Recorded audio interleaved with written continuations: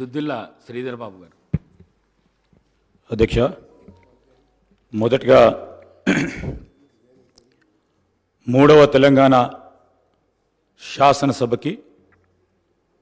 మీరు స్పీకర్గా ఎన్నిక కావటం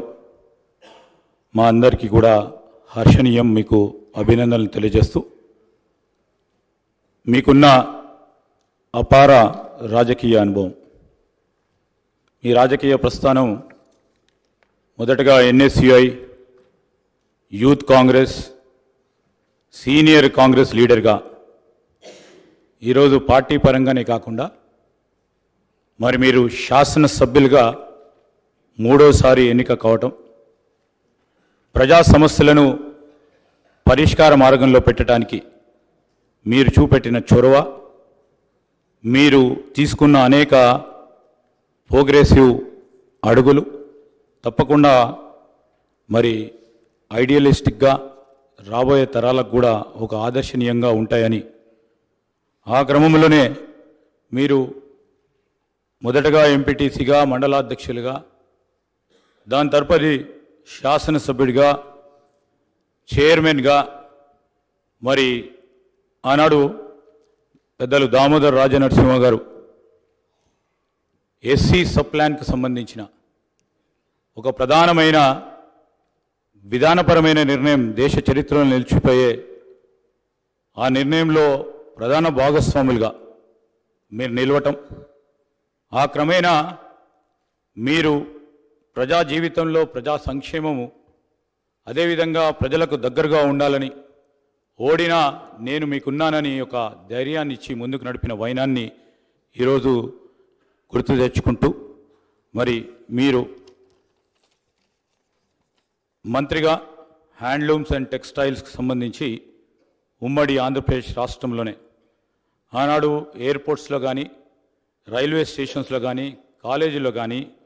బస్ స్టాండ్స్లో కానీ మీరు హ్యాండ్లూమ్స్ను ఎంకరేజ్ చేయాలని, ప్రోత్సాహం చేయాలని స్టాల్స్ పెట్టడం, ఆ క్రమంలో హ్యాండ్లూమ్స్ అండ్ టెక్స్టైల్స్కి సంబంధించిన వారన్నిటిని కూడా ఆదుకోవాలనే మీ ప్రధానమైన ఉద్దేశాన్ని ఈ సందర్భంలో మరి జ్ఞప్తికి తీసుకొస్తూ, రాబోయే కాలంలో కూడా మరి ఇప్పటివరకు కూడా ఒక మంచి సాంప్రదాయాన్ని మూడవ శాసనసభకు సంబంధించి, తెలంగాణ శాసనసభకు సంబంధించి ఒక మంచి సాంప్రదాయాన్ని ఏర్పాటు చేయాలని సభానాయకులు మరి ముఖ్యమంత్రి గారు ప్రతిపాదించిన మీ అభ్యర్థిత్వాన్ని మేము కోరగానే టీఆర్ఎస్ పార్టీ వారు కానీ, అదేవిధంగా ఎంఐఎం పార్టీ వారు కానీ, అదేవిధంగా ఈరోజు బీజేపీ పార్టీ వారు కానీ మేము ఒక మంచి సాంప్రదాయాన్ని నెలకొల్పుదాం, మన రాష్ట్రాన్ని ఒక ఆదర్శనీయమైన రాష్ట్రంగా శాసనసభ వ్యవహారాలకు సంబంధించి ముందుకు తీసుకెళ్లాలని వారి ఆలోచనకు మేము కృతజ్ఞతలు తెలియజేస్తూ,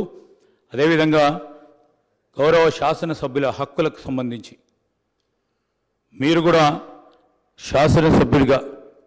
వారికి సంబంధించి మరి రాజ్యాంగంలో వారికి కలిగించిన హక్కులను కాపాడే ప్రతి క్రమంలో ఈరోజు మీరు వారికి అండగా నిలబడతారని, ఈ హౌస్ను కూడా సజావుగా నడపడానికి మేము ప్రతిపక్షాలకు సంబంధించిన శాసనసభ్యులందరినీ కూడా కోరుతా ఉన్నాం. మరి గౌరవ స్పీకర్ గారు ఏ నిర్ణయం తీసుకున్నా సభా సాంప్రదాయాలను బట్టి, రూల్స్ అండ్ ప్రొసీజర్ ప్రకారం వారు తీసుకునే నిర్ణయానికి పూర్తి స్థాయిలో వారికి మరి తప్పకుండా సపోర్ట్ చేస్తారనే ఆశాభావంతో ముందుకు చెప్తూ, మరొకసారి మీరు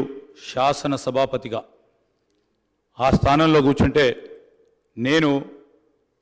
మాకు ప్రత్యేకంగా మా కుటుంబానికి సంబంధించి మా నాన్నగారు శ్రీపాదరావు గారు శాసన సభాపతిగా మరి అదే చైర్లో ఇదే శాసనసభలో మరి అనేక సంవత్సరాలు శాసన సభాపతిగా వారు ఈ శాసనసభను నడిపించిన వైనాన్ని ఒకసారి జ్ఞప్తికి తెచ్చుకుంటూ, మీరు ఈ 5 సంవత్సరాల కాలం పాటు ఈ శాసనసభని దిగ్విజయంగా ఈ తెలంగాణ రాష్ట్రంలో ఉన్న ప్రజా సమస్యలను ఈ శాసనసభ వేదిక ద్వారా తీరికంగా చర్చించే ఆలోచన చేస్తూ ఉన్న మా ప్రభుత్వానికి సంబంధించి మీరు తప్పకుండా మీరు దశా దిశను ఇవ్వాలని కోరుకుంటూ మరొకసారి ముందుగా శాసనసభ అధిపతిగా ఎన్నికైన మీకు హృదయపూర్వకంగా మా పార్టీ పక్షాన మా అందరి పక్షాన కూడా హృదయపూర్వకంగా మీకు అభినందనలు తెలియజేస్తూ మా పార్టీ అధ్యక్షులు పెద్దలు శ్రీ కేసీఆర్ గారు వారు దురదృష్టవశాత్తు వారికి కొంత గాయమయ్యి హాస్పిటల్లో ఉన్నప్పటికీ ఎప్పుడైతే ఈ ప్రతిపాదన శ్రీధర్ బాబు గారి ద్వారా మరి వారికి వచ్చిందో వెంటనే ఒక క్షణం కూడా సంకోచించకుండా రెండో ఆలోచన లేకుండా తప్పకుండా సహకరించవలసిందే అని చెప్పి ఏకగ్రీవంగా ఎన్నిక కావడానికి వారు మాకు ఆదేశాలు ఇవ్వడం జరిగింది. దానికి అనుగుణంగానే నిన్న మీ నామినేషన్లో కూడా మేమందరం కూడా పాల్గొనడం జరిగింది. అధ్యక్ష, మీతో వ్యక్తిగతమైన అనుబంధం కూడా నాకు చాలా ఉంది. మీరు 2009 శాసనసభకు ఎన్నికైన నాడు నేను కూడా మీతో పాటు సహచర శాసనసభ్యుడిగా ఉన్నాను. ఆనాడు తెలంగాణ ఉద్యమంలో కూడా మీరు మీ వంతు పాత్ర పోషించినారు. 2012 నుంచి 14 దాకా మీరు మంత్రిగా, ముఖ్యంగా మా శాఖకు మంత్రిగా, హ్యాండ్లూమ్స్ అండ్ టెక్స్టైల్స్ డిపార్ట్మెంట్కి మంత్రిగా మీరు పనిచేసిన క్రమంలో ఆనాడు ఒక సందర్భంలో నేను మీ దగ్గరకు వచ్చి మీరు రండి, సిరిసిల్లకి మీరు రావాలి, ఎందుకంటే రాష్ట్రం మొత్తంలోనే టెక్స్టైల్ అంటే సిరిసిల్ల కాబట్టి మీరు తప్పకుండా రావాలి అంటే మీరు కొంత సంకోచం వ్యక్తం చేసినారు మొదలు. మరి ఇప్పుడు ఉద్యమం ఉధృతంగా ఉంది, నేను మంత్రిగా ఉన్నాను, ఈ సమయంలో వస్తే ఏమైనా ఇబ్బంది ఉంటుందా అంటే లేదు, మనం కలిసే పోదామని చెప్పి ఆ రోజు మీరు రావడమే కాకుండా ఆనాడు మరి బ్రహ్మాండంగా మీరు వచ్చి అక్కడ కార్మికుల సమస్యలు విని తర్వాత చాలా సమస్యల పరిష్కారానికి మీ స్థాయిలో మీరు కృషి చేసినందుకు కూడా మీకు మనస్ఫూర్తిగా ఈరోజు మళ్ళొకసారి అభినందనలు, ధన్యవాదాలు కూడా తెలియజేస్తూ మరి ఒక ఉన్నతమైన సాంప్రదాయానికి ఈరోజు మరి తెరదీస్తూ ఇతర పెద్దలు గౌరవనీయులు తెలంగాణ రాష్ట్రం ఏర్పడ్డ తర్వాత పెద్దలు శ్రీకొండ మధుసూనాచారి గారు, తర్వాత శ్రీ పోచారం శ్రీనివాసరెడ్డి గారు, తదనంతరం మీరు మరి వారు ఇద్దరు కూడా నెలకొల్పిన సాంప్రదాయాలు, కాపాడిన విలువలు వాటన్నిటిని మీరు కూడా పరిరక్షిస్తారని మనస్ఫూర్తిగా ఆకాంక్షిస్తూ మీ ఉన్నతికి మనస్ఫూర్తిగా అభినందనలు తెలియజేస్తూ మరి ఇప్పుడే పెద్దలు ముఖ్యమంత్రి గారు, ఉప ముఖ్యమంత్రి గారు, మంత్రివర్యులు కూడా చెప్పినట్టు మరి ఈ సభ అందరి సభ, ఈ సభలో ఉండే ప్రతి సభ్యుడి యొక్క గౌరవాన్ని, ప్రతి సభ్యుడి యొక్క హక్కులను, ముఖ్యంగా ప్రజల తరపున మాట్లాడే ప్రతి నాయకుడి యొక్క, ప్రతి గౌరవ సభ్యుడి యొక్క మరి గొంతును వినిపించే విధంగా ఆ బాధ్యత మీరు తప్పకుండా సమర్థవంతంగా నిర్వహిస్తారని మనస్ఫూర్తిగా ఆశిస్తూ మరి ఒక సామాన్య ఎంపీటీసీ పదవి నుంచి ఈరోజు శాసనసభ స్పీకర్గా ఎదిగిన మీ జీవితం ఏదైతే ఉందో, రాజకీయ ప్రస్థానం ఏదైతే ఉందో, ఇది చాలామందికి తప్పకుండా స్ఫూర్తిదాయకంగా ఉంటుందని చెప్పి మనసారా ఆకాంక్షిస్తూ